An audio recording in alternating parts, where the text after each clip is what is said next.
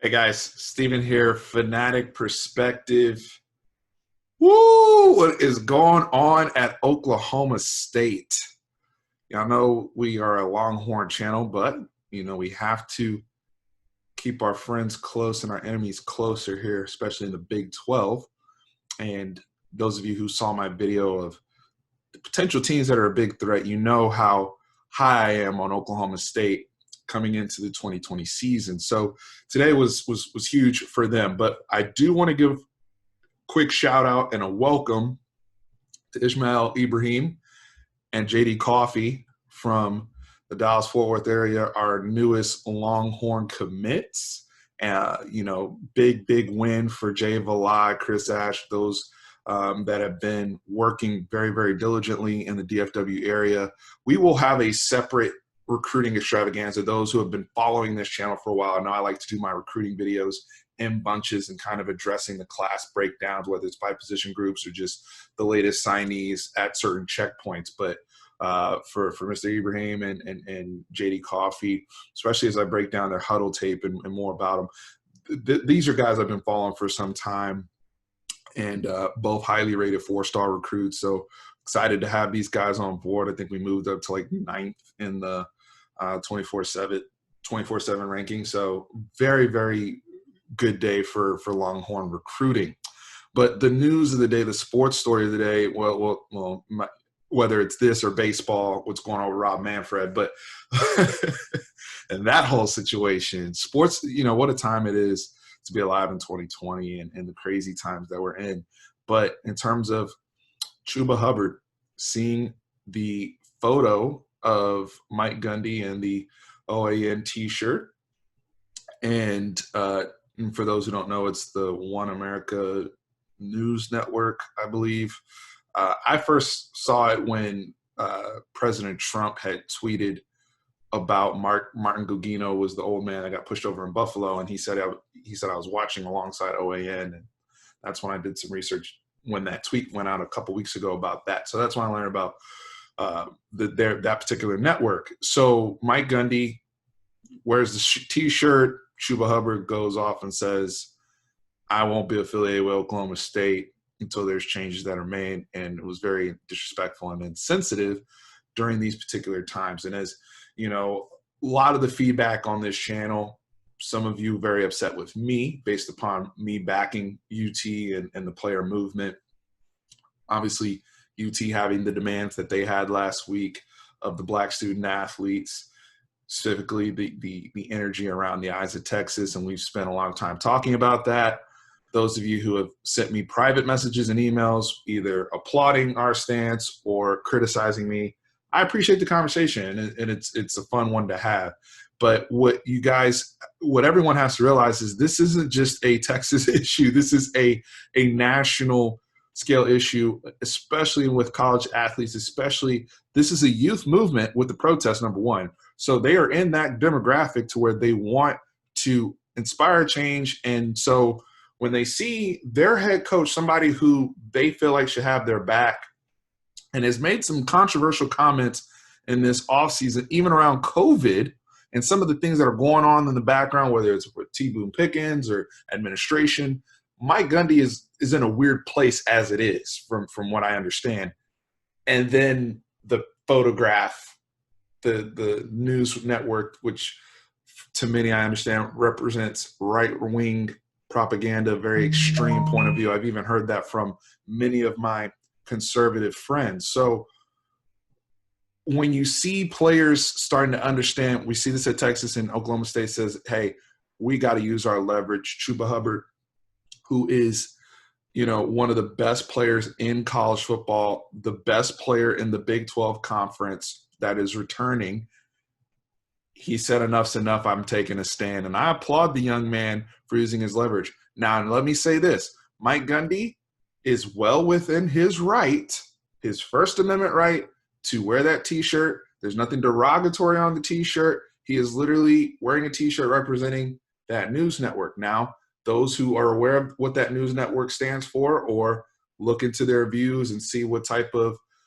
reporting or op-eds that they're running over there quickly realize that it is very much not within line with how the players are feeling in the Black Lives Matter movement, and they've said a lot of very, very offensive things regarding that movement. So when you see Coach Gundy wearing that, in spite of it, there's nothing wrong, but there's also nothing wrong with a player taking a stand and utilizing his leverage. And you saw the way his teammates backed him, former teammates and current teammates, offensive linemen, Tylan Wallace jumping in, Amen jumping in. Like, everyone's jumping in to defend Chuba and his thoughts.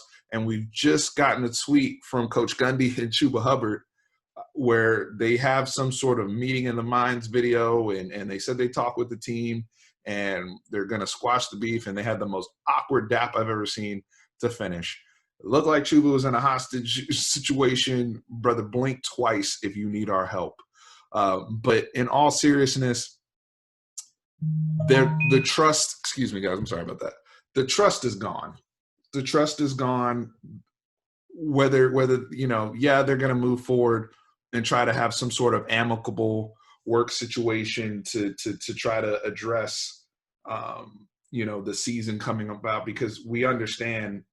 Sorry, I'm turning the volume down. The expectations that the Oklahoma State Cowboys have with the returning firepower that they possess. So administration steps in. You see the Oklahoma State president make a statement. You see the athletic director make a statement. But just suppose that against what Tom Herman's been doing with the Texas team, where they not only having these emotional meetings ahead of this, but action behind it, protesting, marching, Tom Herman speaking on it on national platforms, not shying away, but being a part of it and questioning our Texas fan base.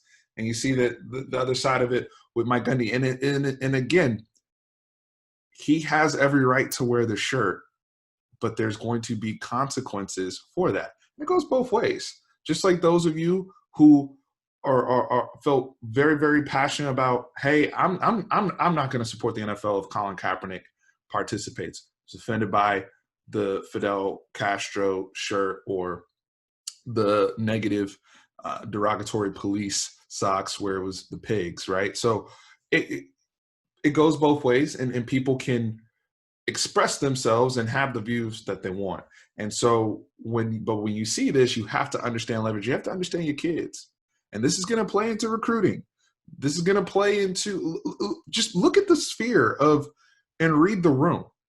It was incredibly tone deaf, in my opinion, of Mike Gundy. Because the thing is, if you're communicating with your kids, it doesn't mean that you automatically have to be on every single political point on their side. But they do want to know – I do want a coach that says, hey, I care about black men – especially considering 70-80% of these teams are black men, and you're going into these homes and recruiting these men, and you are becoming an additional parent in that life and a mentor and a resource to get them to where they want to go, whether it's NFL or any professional realm beyond college.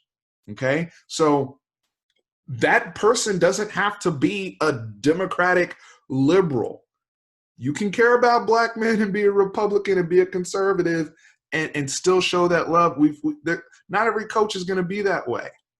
But at the same token, when you do something and you send a message around sensitive times and you're not in communication with your team, this is what can happen. And the thing looked like a damn mutiny.